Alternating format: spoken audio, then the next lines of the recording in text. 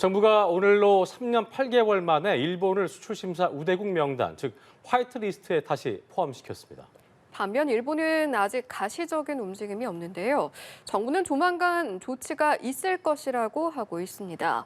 한편 정부는 제재 중인 러시아에 대한 수출 통제는 더 강화합니다. 김주영 기자입니다. 정부가 수출심사 우대국 명단, 이른바 화이트리스트에 일본을 3년 8개월 만에 다시 포함시키기로 했습니다. 화이트리스트에 포함되면 우리 기업이 일본에 전략물자를 수출할 때 허가 심사 기간과 제출 서류 등이 줄어드는 등 수출 절차가 간소화됩니다.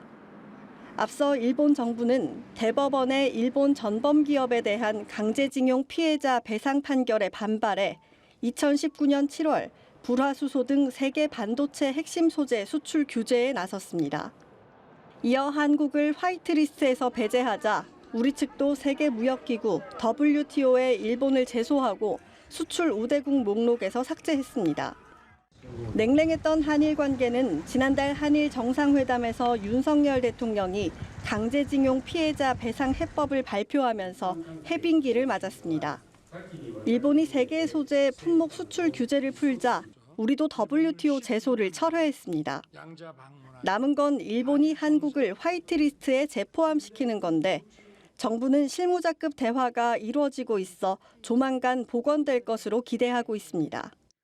수출 통제가 과거 상태로 복원이 된다면은 우리로서는 첨단 산업에 필요한 핵심 물질을 수급하는 데 상당한 도움이 될 걸로 판단됩니다.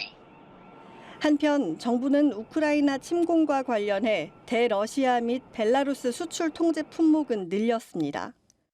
일부 품목만 통제됐던 반도체는 전체로 확대됐고 5만 달러 초과 완성차도 수출이 금지되는 등 기존 57개의 741개 품목이 추가됐는데 무기로 활용될 가능성이 높다는 이유입니다.